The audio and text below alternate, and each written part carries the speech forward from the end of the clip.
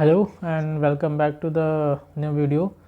तो अभी तक जितने भी हमारे लेक्चर हुए हैं उसमें हमने जो लॉजिक गेट्स हैं वो हमने पढ़े हैं और कुछ जो लॉज थे और बुलियन एक्सप्रेशन थे वो उन गेट्स के देखे हैं और हमने कुछ एक्सप्रेशन जो थे उनको सॉल्व किया है जिसको हम बुलियन अलजेब्रा बोलते हैं।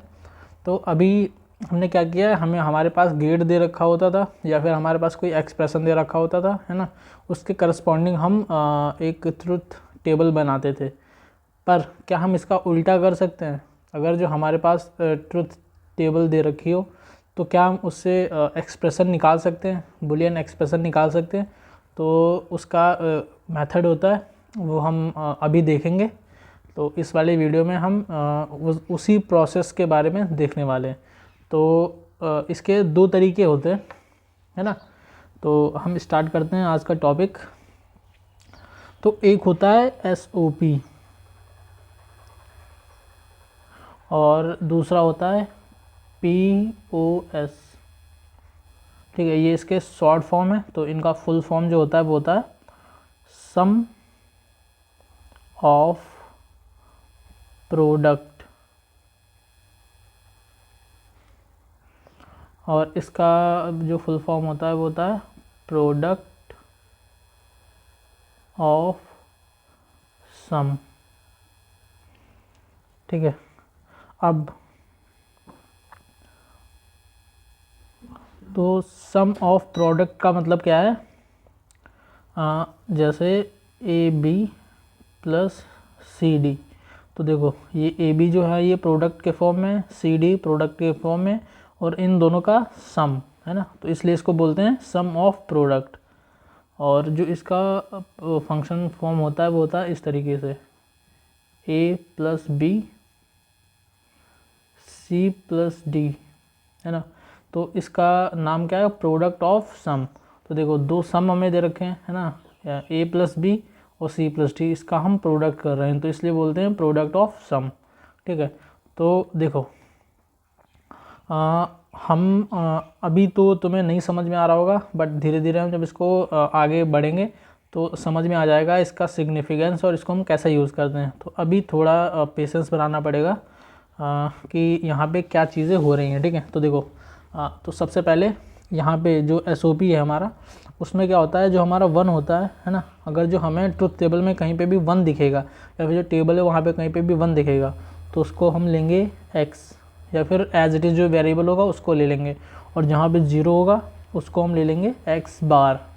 ठीक है, और इसका उल्टा हम करेंगे POS में। POS में जो 0 होगा उसको हम लेंगे z या फिर x, और जहाँ पे 1 होगा उसको हम लेंगे z बार। ठीक है, तो ये हमारा होता है वेरिएबल रिप्रेजेंटेशन।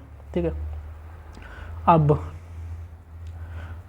देखो हमें क्या पता है, जो हमें रिज़ल्ट ऑलरेडी पता है ना, हम पहले उसको उस पर अप्लाई करेंगे, उसके बाद में हम किसी रैंडम प्रॉब्लम पे जाएंगे। तो देखो जो ट्रुथ टेबल है ना और गेट की, पहले हम वो बनाएंगे। ठीक है,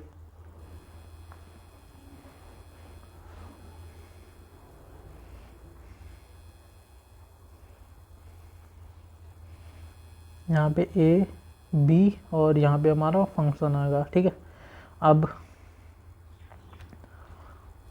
यहाँ पे 4 कॉम्बिनेशन बनेंगे, एक 0 0, एक 0 1, एक 1 0 और एक 1 1। तो जो और होता है वो होता है A प्लस B, तो यानी कि 0 प्लस 0 0, 0 प्लस 1 1, 1 प्लस 0 1, 1 प्लस 1 1। ठीक है, ये हमारे पास ट्रुथ टेबल है। ठीक है, अब हम इसको कैसे सॉल्व करेंगे वो देखते हैं। तो देखो जो हमारा SOP होता है ना, SOP वो होता है मैक्सिमम टर्म रिप्रेजेंटेशन। ठीक है, इसको बोलते हैं हम मैक्स टर्म रिप्रेजेंटेशन। ठीक, और ये होता है मिन टर्म रिप्रेजेंटेशन। अब देखो जहाँ पे हम, इसका मतलब ये है कि जहाँ जहाँ पे हमारा 1 दिखेगा है ना, वहाँ पे हम SOP यूज़ करेंगे यहाँ पे। ठीक है, इस वाले एरिया में। जो हमारे फंक्शन दे रखा है यहाँ पे, जहाँ पे हमें 1 दिखेगा वहाँ पे हम SOP का यूज़ करेंगे, जहाँ जहाँ पे 0 दिखेगा, ठीक है, मेन टर्म यहाँ पे क्योंकि है, तो वहाँ पे हम POS का यूज़ करेंगे। तो देखो यहाँ पे 0 है ना, तो 0 है तो यानी कि यहाँ पे हम क्या यूज़ कर सकते हैं, यहाँ पे हम POS का यूज़ कर सकते हैं। तो मैंने तुम्हें क्या बताया था कि देखो यहाँ पे क्या होगा, यहाँ पे ए की करस्पॉन्डिंग कौन सी वैल्यू है, 0, और 0 यहाँ से हमें क्या दिख रहा है कि Z एज इट इज़ लेना पड़ेगा, ठीक है। तो यानी कि यहाँ पे आ जाएगा A प्लस B, ठीक है, ये हमारा POS का वैल्यू होगा। SOP का यहाँ पे हमें 1 दिख रहा है, तो SOP का वैल्यू क्या होगा, यहाँ पे 0 है, तो यहाँ से देखो, यहाँ से क्या है, 0 के लिए बार आएगा, तो A बार B, यहाँ पे क्या आएगा, A B बार, और यहाँ पे क्या आएगा, A B, क्योंकि यहाँ पे क्या है, यहाँ पे कोई भी 0 नहीं है, ठीक है, तो ये आ गया। अब यहाँ पे देखो हमें ये जो POS है वहाँ उससे भी आंसर मिल सकता है, SOP से भी हमारा आंसर मिल सकता है। तो यहाँ पे देखो हमें ऑलरेडी आंसर मिल चुका है कि जो इसका फंक्शनल फॉर्म होगा वो क्या होगा, A प्लस B। पर मान लो कि मुझे ये SOP से सॉल्व करना है, तो इसको कैसे करेंगे, तो यहाँ इन तीनों टर्म को ऐड करो, क्योंकि जो हमारा SOP का मतलब क्या होता है, सम ऑफ प्रोडक्ट, तो ये जो प्रोडक्ट है ना, इनको सम करो।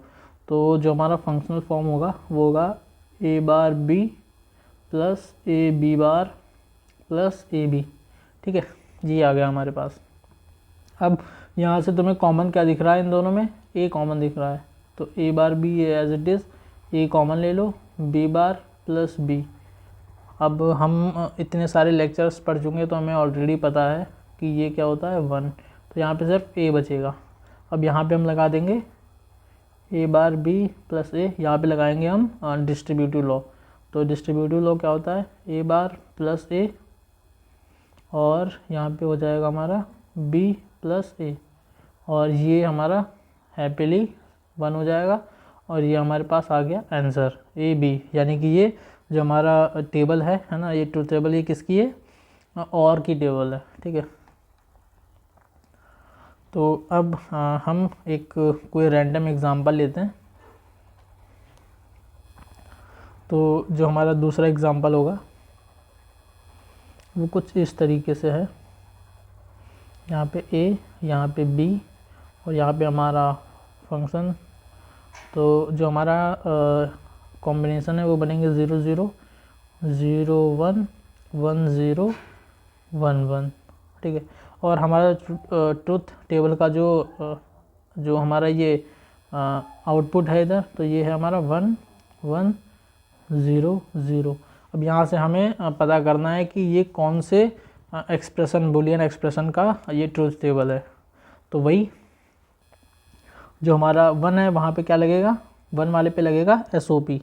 तो यहाँ से हो जाएगा हमारा A बार B बार, ठीक है, यहाँ से हो जाएगा हमारा A बार B, यहाँ पे लगेगा POS क्योंकि यहाँ पे 0 है, तो यहाँ पे हो जाएगा A बार प्लस B, और यहाँ पे है, यहाँ पे हो जाएगा हमारा A बार प्लस B बार, क्योंकि जो हमारा POS होता है उसमें 1 के करस्पॉन्डिंग हम बार लगाते हैं और 0 के करस्पॉन्डिंग एज इट इज़, और यहाँ पे 0 के करस्पॉन्डिंग जो हमारा SOP होता है उसमें 0 के करस्पॉन्डिंग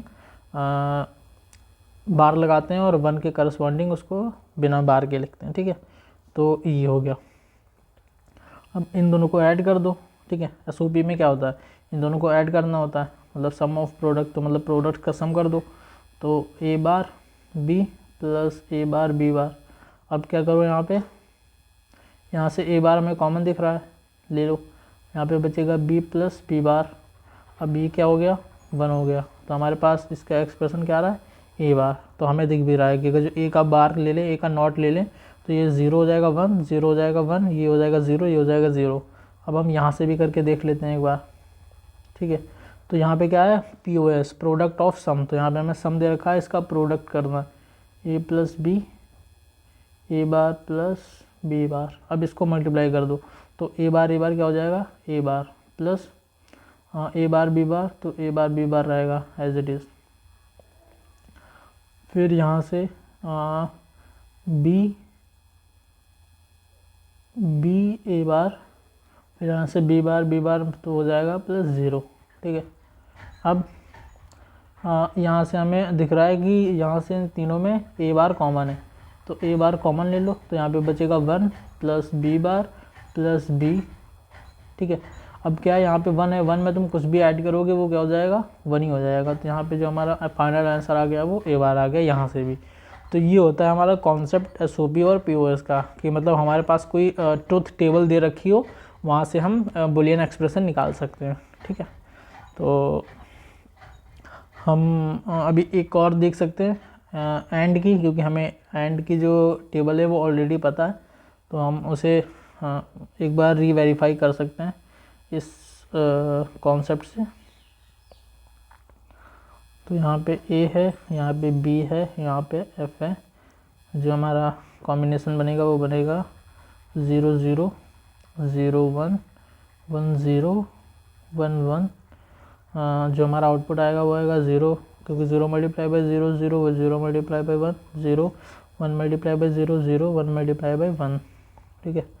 अब यहाँ पे क्या है, यहाँ पे हमारा लगेगा एसओपी, तो ए डॉट बी, यहाँ पे लगेगा पीओएस, तो ए प्लस बी,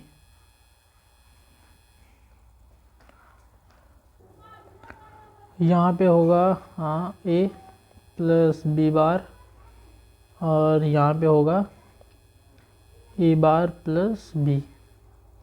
तो यहाँ से हमें क्लियरली दिख रहा है एसओपी से कि ये ए डॉट बी का टर्म है, ठीक है। मतलब ये ए और ए डॉट बी मतलब एंड का एक्सप्रेशन है, ठीक है। उसकी लॉजिक टेबल है, ट्रूथ टेबल। क्या हम यहाँ से पता कर पाएंगे? तो ये क्या है हमारा पीओएस, मतलब प्रोडक्ट ऑफ सम। तो क्या करेंगे, यहाँ से हम इसको मल्टीप्लाई कर देते हैं, A plus B, A plus B bar, A bar plus B. तो इसको इससे मल्टीप्लाई करो, ए डॉट ए तो ए हो जाएगा, plus A dot B bar, A dot B bar, फिर यहाँ से हो जाएगा तुम्हारा plus A B plus B bar dot B bar कितना होता है 0। नाइस। अब यहाँ से हमारे पास रह जाएगा ए बार प्लस बी। हाँ, अब यहाँ से तुम अगर ए कॉमन लोगे तो यहाँ पे क्या बचेगा, ए, और यहाँ से तुम्हारा रह जाएगा 1 plus B bar plus B, और यहाँ से ए बार प्लस बी। अब यहाँ से 1 में तुम कुछ भी ऐड करोगे तो वो 1 ही रह जाएगा, तो यहाँ पे ये 1 रहेगा, 1 मल्टीप्लाई बाई ए तो ए रहेगा, तो ए मल्टीप्लाई बाई ए बार तो हो जाएगा तुम्हारा 0, और ए बी रह जाएगा यहाँ पे, A B bar, sorry A B है ना। तो ये तुम्हारा यहाँ से भी ये सेम एक्सप्रेशन आ गया। अब हम एक और देख लेते हैं जो कि हमने ऑलरेडी कर रखा है, but for practice we should do.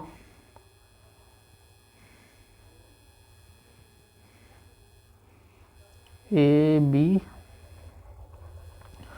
और यहाँ पे हमारा फंक्शन कॉम्बिनेशन रहेगा 0 0 0 1 1 0 1 1, और यहाँ पे 0 1 1 0, ये हमें ट्रुथ टेबल दे रखी है।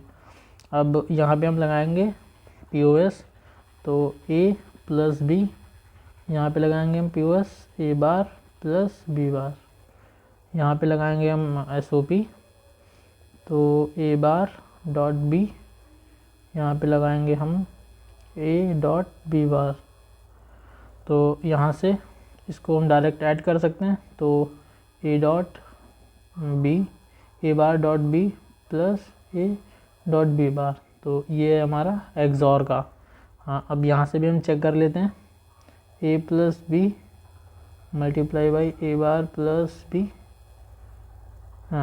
ए बार बी बार, तो A bar 0, A bar B bar, sorry A B bar, और यहाँ से ए, यहाँ से हो जाएगा ए बार बी, और बी बार विल बी 0। तो यहाँ से इन दोनों से आ गया हमारा एक्स और। तो ये हमारा कॉन्सेप्ट है एसओपी और पीओएस का। नाउ यहाँ पे अब मतलब जितना ज़्यादा तुम प्रैक्टिस करोगे उतना ज़्यादा तुम्हें ये कॉन्सेप्ट क्लियर होगा। Now we are moving to the sum theorem. दो थ्योरम है हमारे पास जिसका हम प्रूफ देखने वाले हैं, और वो थ्योरम क्या है वो हम देखेंगे। तो जो सबसे पहला है तुम्हारा उसको हम बोलते हैं कंसिशियस थ्योरम, है ना, consensus theorem. First one is कंसिनियस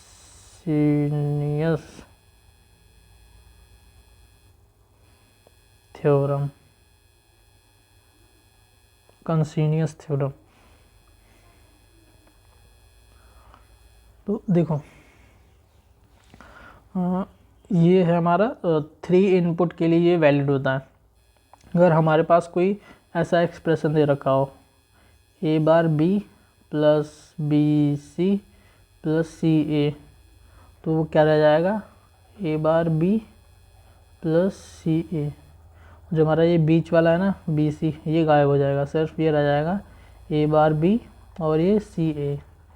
अब इसका हम प्रूफ देख लेते हैं, है ना। तो देखो इसका प्रूफ कुछ इस तरीके से है। हमें दे रखा है A bar B plus B सी, ठीक है, प्लस सी ए। तो देखो हमें पता है कि ए प्लस ए बार जो होता है वो क्या होता है 1। तो यहाँ पे ऑलरेडी क्या है 1 मल्टीप्लाइड है ना, मतलब 1 से इसको मल्टीप्लाई कर दो तो कोई फ़र्क नहीं पड़ेगा। तो A bar B plus B सी, है ना, बी सी। और यहाँ पे हम क्या कर सकते हैं ए प्लस ए बार, ये हम इंट्रोड्यूस कर सकते हैं, और सी ए। अब क्या करो इसको मल्टीप्लाई कर दो, A bar B plus A B C plus A bar B C plus C A. अब क्या करो यहाँ से ए बार कॉमन ले लो, यहाँ से ए कॉमन ले लो, ठीक है। तो सॉरी यहाँ से ए बार बी और ए बार बी कॉमन ले सकते हो, है ना, और यहाँ से ए बी सॉरी ए सी और ए सी कॉमन ले सकते हो। तो यहाँ से ले लो ए बार बी कॉमन, तो यहाँ से क्या बचेगा सिर्फ 1 प्लस सी, प्लस यहाँ से अगर तुम ए सी कॉमन लोगे तो यहाँ पे क्या बचेगा b प्लस 1।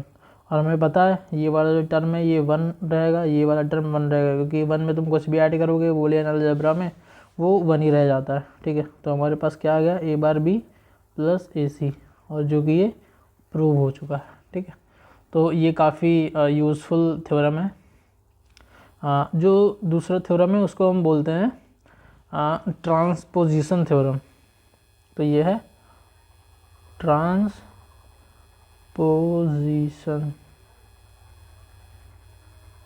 थ्योरम। तो ये क्या कहता है ए बी प्लस ए बार सी, जो कि किसके बराबर होता है ए प्लस सी और ए बार प्लस बी, है ना। तो यानी कि ये वाला इसके साथ और ये वाला इसके साथ, और ये डॉट में, है ना। तो ये एसओपी के टर्म है, ये पीओएस के टर्म है। तो ये हमारा क्या है ट्रांसपोजिशन थ्योरम है, ठीक है। तो इसको तुम याद रख सकते हो। इसका प्रूफ की बात करें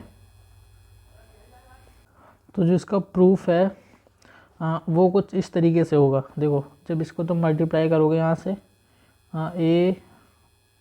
ए dot A bar plus A B plus A bar C plus B C, ये तो हमारा 0 हो जाएगा, ठीक है। A bar C plus B C plus A B, ठीक है। यहाँ से हम लगाएंगे कंसिशियस थ्योरम, तो ये वाला टर्म है ये वैनिश हो जाएगा। हमारे पास सिर्फ क्या बचेगा ए bar C plus A B, ठीक है, जो कि ये हमारा प्रूव हो चुका है, ठीक है, प्रूव्ड।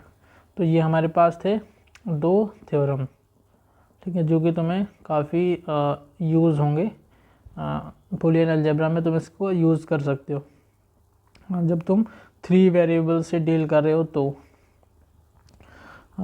तो हमारे पास अभी बूलियन अलजेब्रा में 2 मतलब एक टॉपिक रहता है जिसको हम बोलते हैं लैच, है ना। तो ये इसके बाद फिर हम नंबर सिस्टम स्टार्ट करेंगे। तो ये मतलब थोड़ा कॉन्सेप्चुअल टॉपिक है ना। तो इसको हम स्टार्ट करेंगे। लैच,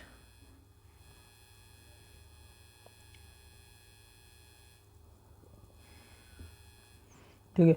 तो जो लैच है हमारा ना, ये दो तरीके का होता है। एक होता है नॉर लैच, दूसरा होता है नैंड लैच।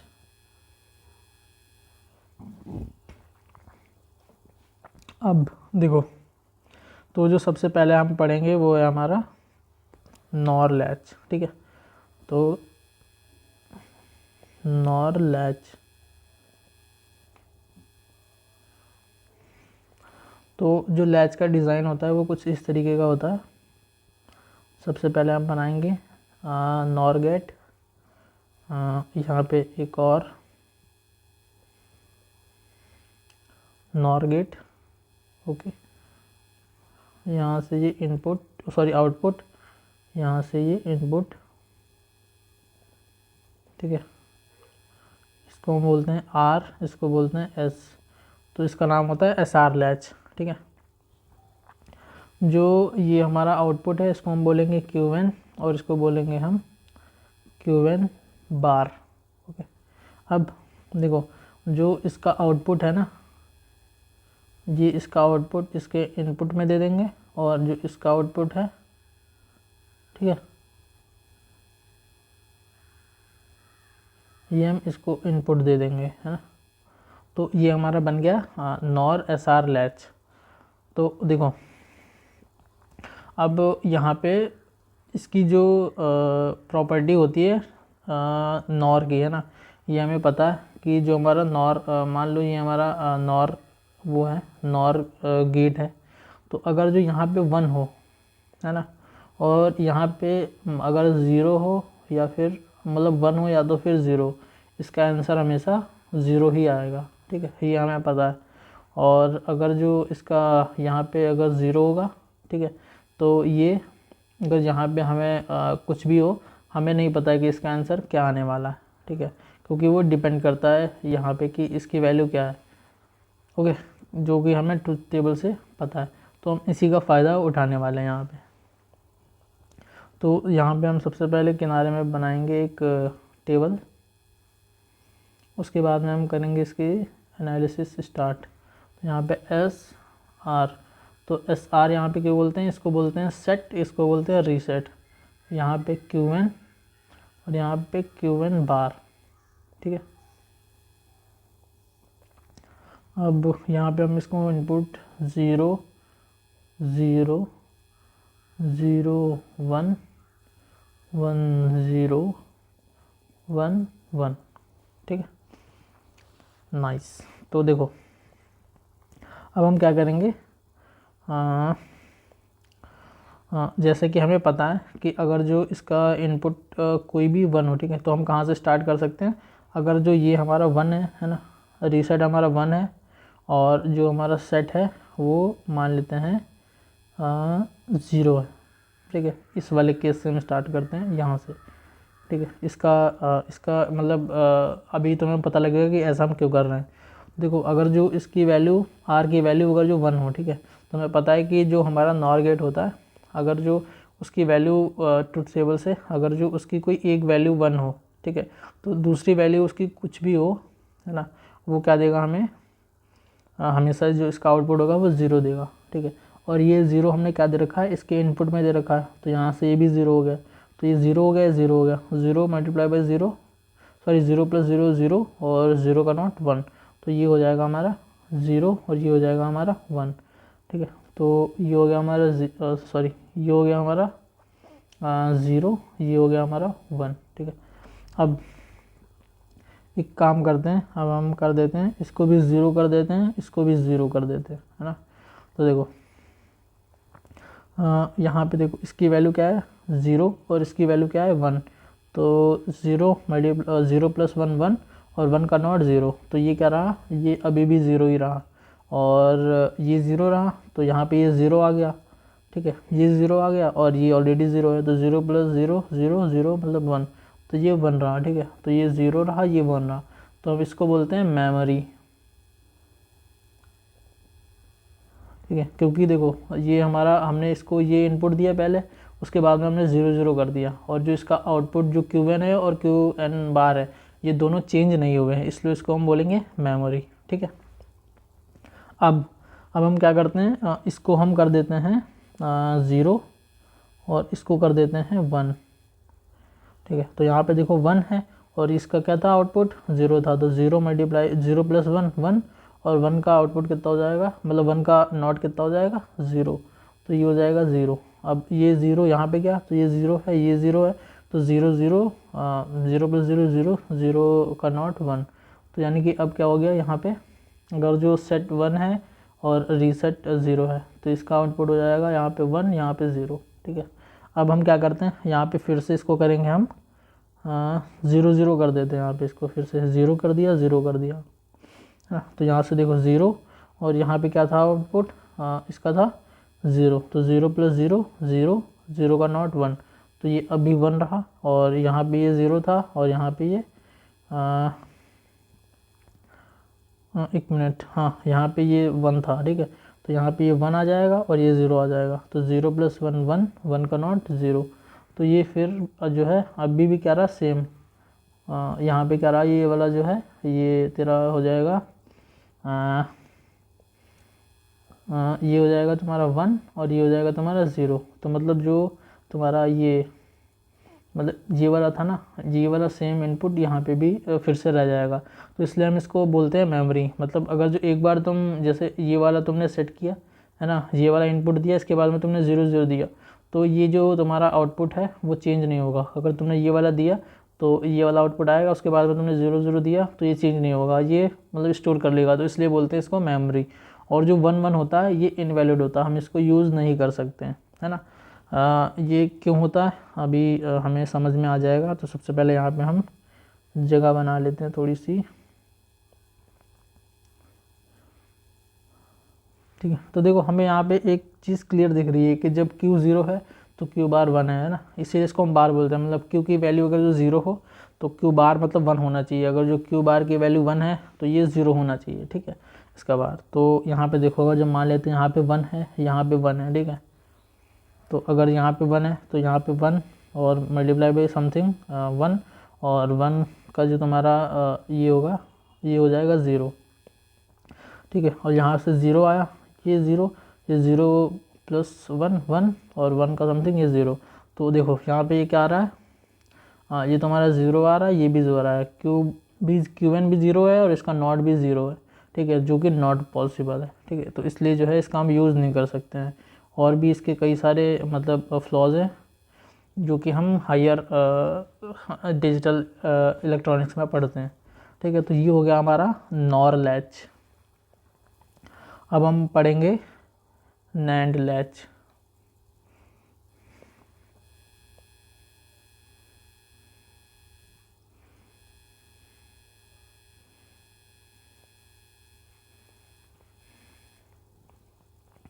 तो सबसे पहले इसका डायग्राम, ये हमारे दो नैंड गेट,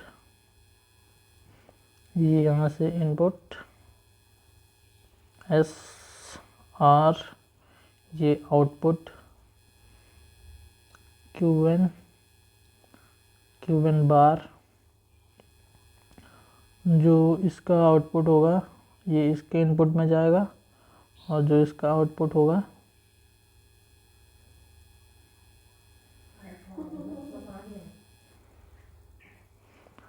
तो यहाँ से इसके ये कनेक्शंस हैं।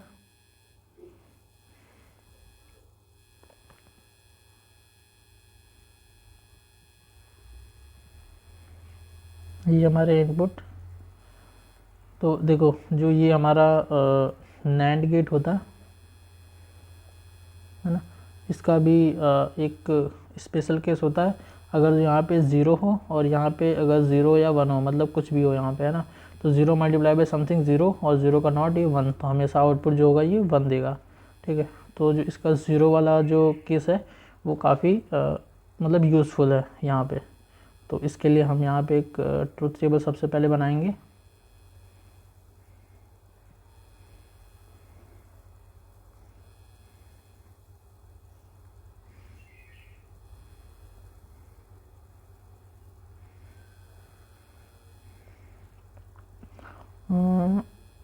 एस आर क्यू और क्यू बार, क्यू एन बार, ठीक है।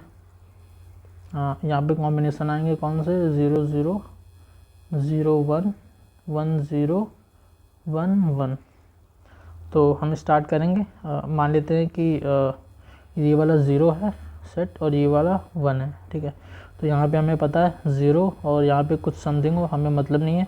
तो 0 मल्टीप्लाई बाई समथिंग 0 0, तो ये 1, ठीक है। तो ये हो जाएगा 1 और ये 1 यहाँ से आ जाएगा, है ना, क्योंकि यहाँ से हम ये वाला इनपुट दे रहे हैं। 1 मल्टीप्लाई बाई 1 1, 1 का नॉट 0, तो ये हो जाएगा 0।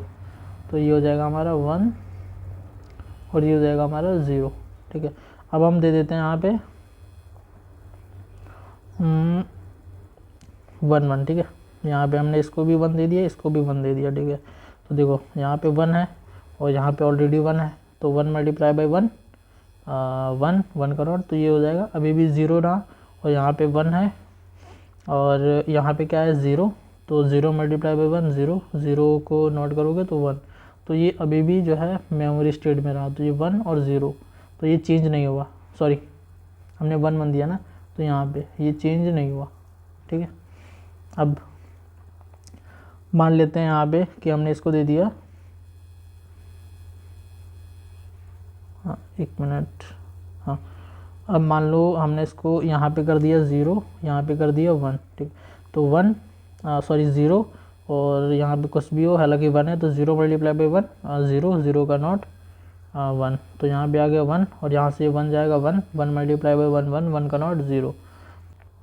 यहाँ पे हो गया 0 और यहाँ पे हो गया 1। अब हम इसको क्या करेंगे, फिर से 1 और 1 दे देते हैं, ठीक है। तो 1 और यहाँ पे आउटपुट था इसका 0, तो 0 मल्टीप्लाई बाई 1 0, 0 का नॉट 1, तो ये 1 ही रहा। और यहाँ से 1 और 1 मल्टीप्लाई बाई 1 1 और 1 का नॉट 0, तो ये हो जाएगा 0। तो ये जो है अभी भी मेमोरी स्टेट में रहा, तो यानी कि ये हो गया तुम्हारा 0 और ये हो गया तुम्हारा 1, ठीक है। तो ये मेमोरी स्टेट में रहा। और जो ये वाला केस होता है 0 0, ये इनवैलिड होता है। ये क्यों होता है, हमने जैसे जो तुम्हारा नॉर गेट, नॉर लैच था, उसमें देखा था, सेम इसमें भी देख सकते हैं कि अगर जो यहाँ पे 0 हो, यहाँ पे 0 हो, ठीक है। तो 0 और समथिंग, तो यहाँ पे क्या आना चाहिए, 0 मल्टीप्लाई बाई समथिंग 0, 0 का नॉट 1, और यहाँ पे भी 0 मल्टीप्लाई बाई समथिंग 0, 0 का नॉट 1, ठीक है। जो कि मतलब नहीं है, मतलब इम्पॉसिबल है, क्योंकि क्यू एन है ना, क्यू एन का नॉट कितना होना चाहिए 0, तो ये बट यहाँ पे 1 ही है ना। तो जो ये वाला केस है ये नॉट पॉसिबल। तो आज का लेक्चर हम यहीं पे ख़त्म करते हैं और नेक्स्ट लेक्चर हम स्टार्ट करेंगे नंबर सिस्टम। तब के लिए बाय बाय।